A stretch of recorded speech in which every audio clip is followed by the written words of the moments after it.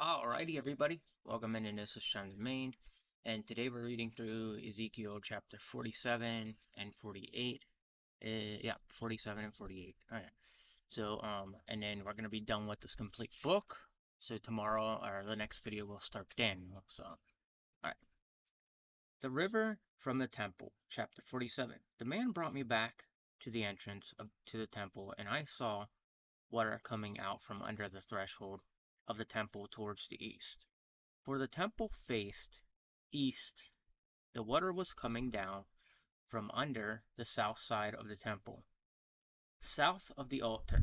Then he brought me out through the north gate and led me around the outside to the outer gate, facing east, and the water was trickling down from the south. As the man went eastward with a measuring line in his hand, he measured off 1,000 cubits. And then he led me through the water that was ankle deep. He measured off another 1,000 cubits and led me through water that was knee deep. He measured off another 1,000 and led me through water that was up to the waist. He measured off another 1,000, but now it was a river that I could not cross, because the water had risen and it was deep enough to swim in. A river that no one could cross. He asked me, "Son of man, do you see this?" Then he led me back to the bank of the river. When I arrived there, I saw a great number of trees on each side of the river. He said to me, "This water flows towards the eastern region and goes down into Araba, where it enters the Dead Sea. When it empties into the sea, the salty water there becomes fresh. Swarms of living creatures will live wherever the river flows. There will be large numbers of fish, because this water flows there and makes the salt water fresh. So where the river flows, everything will live. Fishermen will stand along the shore from Engadi to Iglami. There will be places for spreading nets. The fish will be of many kinds, like the fish of the Mediterranean Sea. But the swamps and marshes will not become fresh. They will be left for salt. Fruit trees of all kinds will grow on both banks of the river. Their leaves will not wither, nor will their fruit fail. Every month they will bear fruit, because the water from the sanctuary flows to them. Their fruit will serve for food, and their leaves for healing." So, have you ever, um, there's a term that's used in the Bible here. I don't know. I think it's maybe used here as a reference. But the Lord at some point talks about fishermen, and it talks about, it talks about here, and this could be talking about the land, how they're trying to rebuild the land, and how like a man will never defeat in nature, like man will never defeat like rivers, man will never defeat, things as that, and no matter what, if you take a house, okay, let's just say you build a house on some property, all right, at some point you're gonna have nature affect that house, and that's why you get things like cracks in your roof. Sometimes ants in your house. Things that things that are outside of your house will be inside of your house. And what he's talking about here is he went so deep within the stream that it led to a river, and the river overpowered the man, and that could be what he's getting at with this. And that's just how I look at this. Again, I could be wrong, and it could have a totally different meaning. But he's talking about how like they went further and further, and as they went further and further, the land had a huge had a stream, and then had a river, and that's when he stopped measuring it, and that's partly what I think they're getting at with this is man can never defeat nature. A man was all right. So back again, I got cut off, sorry. The boundaries of the land. This is what the sovereign Lord says. These are the boundaries of the land that you will divide among the 12 tribes of Israel as their inheritance. With 2 portions for Joseph, you are to divide it equally among them, because I swore that with uplifted hand to give it to your ancestors. This land will become your inheritance. This is to be the boundary of the land. On the other side, it will run from the Mediterranean Sea by the Hethlon road past Lebanon, Hamath, and Zedat, Rabath, and Subaram, which lies on the border between Damascus and Hamath, as far as Haraz Hedetikon, which is on the border of Haran. The boundary will extend from the Sea of Hazar Enan along the northern border of Damascus, with the border of Hamath to the north. This will be the northern boundary. On the east side, the boundary will be run between Haram and Damascus, along the Jordan between Gilead and the land of Israel to the Dead Sea as far as Tamar. This will be the southern boundary. On the south side, it will run from Tamar as far as waters of Rimba, Kadesh, then along the Wadi of Egypt, of the Mediterranean Sea. This will be the southern boundary. On the west side of the Mediterranean Sea will be the boundary to a point opposite Lebo, Hamath. This will be the western boundary. You are to distribute this land among yourselves according to the tribes of Israel. You are to allot it as an inheritance for yourselves, and for foreigners residing among you, and who have children, you are to consider them as native-born Israelites along with you. They are to be allotted an inheritance among the tribes of Israel, in whatever tribe a foreigner resides. There you are to give them the inheritance, declares the sovereign Lord. Alright, again, he's back to the land, he's back to trying to make it better, and he's back to putting boundaries in the land that will separate the land, and that, these people that are building on it are going to understand this is how the land is separated. So,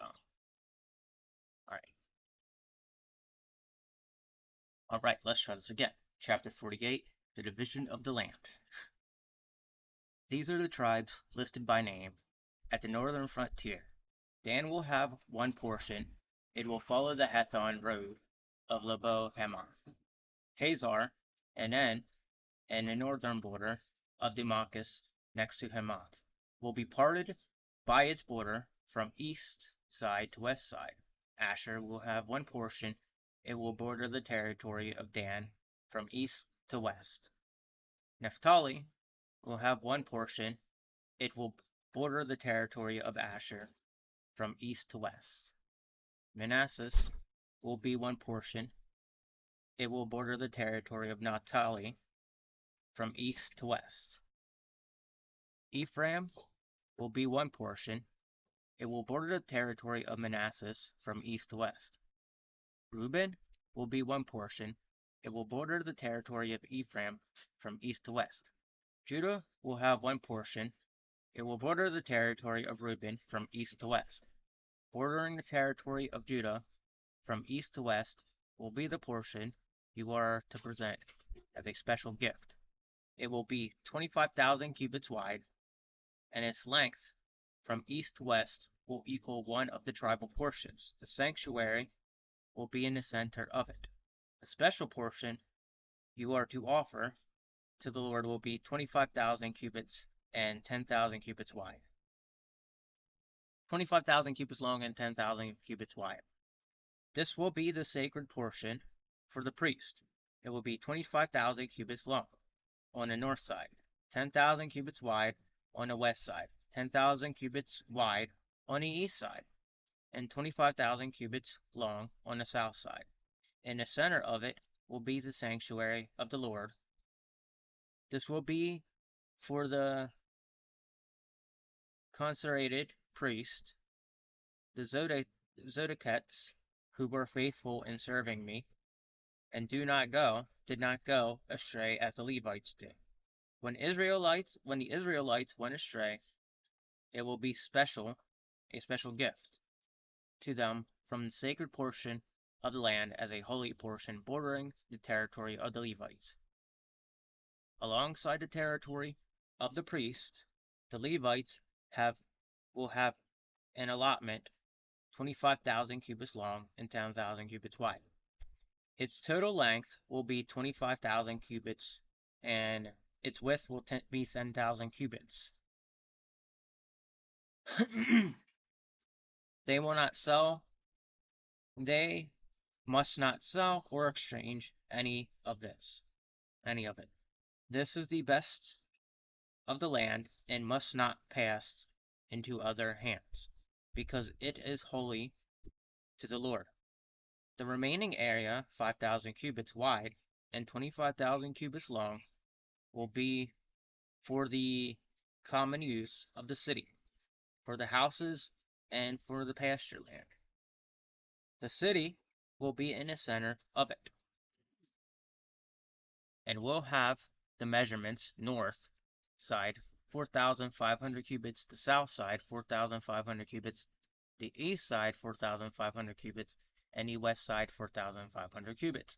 The pasture land for the city will be 250 cubits on the north, 250 cubits on the south, 250 cubits on the east, and 250 cubits on the west. What remains of the area bordering on the sacred portion and running the length of it will be 10,000 cubits on the east side and 10,000 cubits on the west side. Its produce will supply food for workers of the city.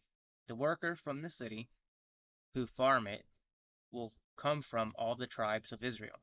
The entire portion will be a square, 25,000 cubits on each side. A special gift: you will set aside the sacred portion along with the property of the city.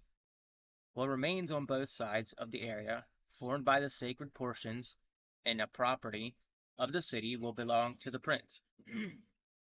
It will extend eastward from 25,000 cubits of the sacred portion to the eastern border, and westward from 25,000 cubits to the western border. Both these areas, running the length of a tribal portion, will belong to the prince, and the sacred portion with the temple sanctuary will be in the center of them. So the property of the Levites and the property of the city will lie in the center of the area that belongs to the prince. The area belonging to the prince will lie between the border of Judah and the border of Benjamin. As for the rest of the tribes, Benjamin will have one portion. It will extend from east side to west side. Simeon will have one portion. It will border the territory of Benjamin from east to west. Issachar will have one portion. It will border the territory of Simeon from east to west.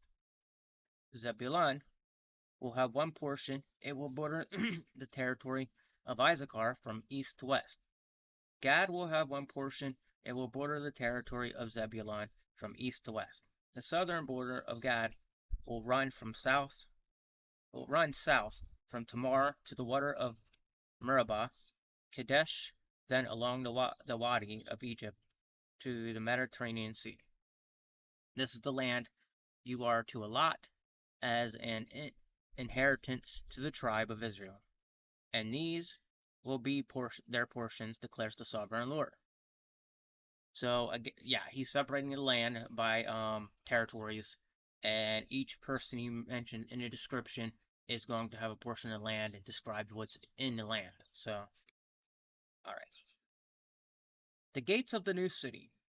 These will be the exits of the city, beginning on the north side, which is 4,500 cubits long. The gate of the city will be named after the tribes of Israel. The three gates on the north side will be the gate of Reuben, the gate of Judah, and the gate of Levi.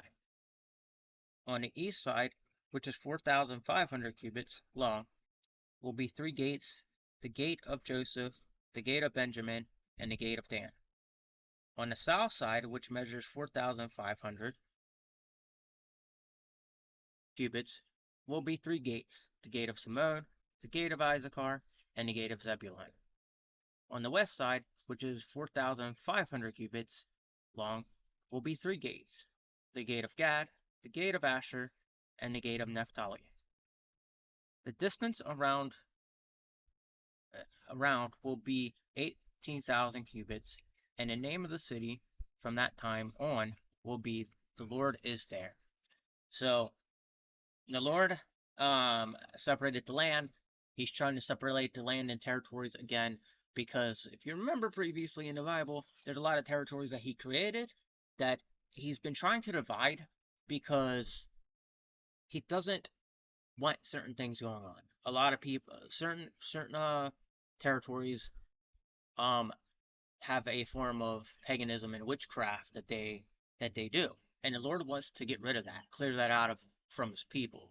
And the problem is the people who are into that kind of stuff are intertwining and intersecting with what the Lord wants. So therefore, like, it's very similar to what you see today, where like you'll see some Christians, be accepting of people that are doing really paganistic stuff. And then you'll see the people, you'll literally see the people that are not paganists, like myself, that, are Christians and stuff like that, and don't associate with paganism. You can see where I get myself in trouble. If you take an example like today, my Twitter got knocked out. I no longer have a Twitter account, and it's because of stuff I've been saying that's like, standing up for what the Lord wants, standing up for Christianity and stuff like that. I get myself in trouble with that a lot.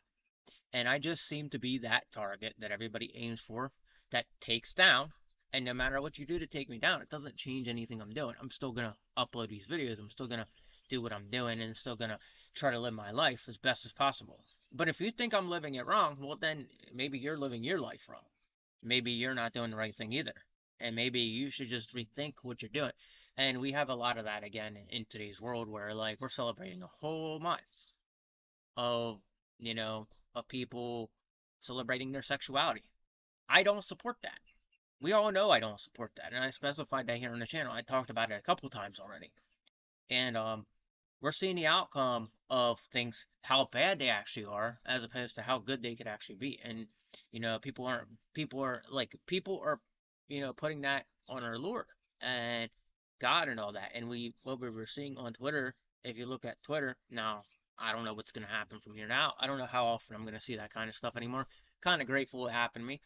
But Twitter was a place where it was so damaging to society that you could just get on Twitter and look, and then scroll down a little bit, and then some form of politics pops into your like feed or something like that. So, but anyway, I keep getting cut off because people are like coming out this door and trying to interrupt me. It's like the enemy's like consistently trying to invade. In case you haven't realized, I can't really talk about anything without having something being disrupted or being brought to a screeching halt, because people just get offended by what I say, And so that's where I cut this. If if you like this, hit that like button. If you like my Bible readings or whatever, please subscribe, and I'll be back for another video. We're starting a new book in the next video, so be prepared for that. And until then, God bless you. Take it easy. Have a wonderful day.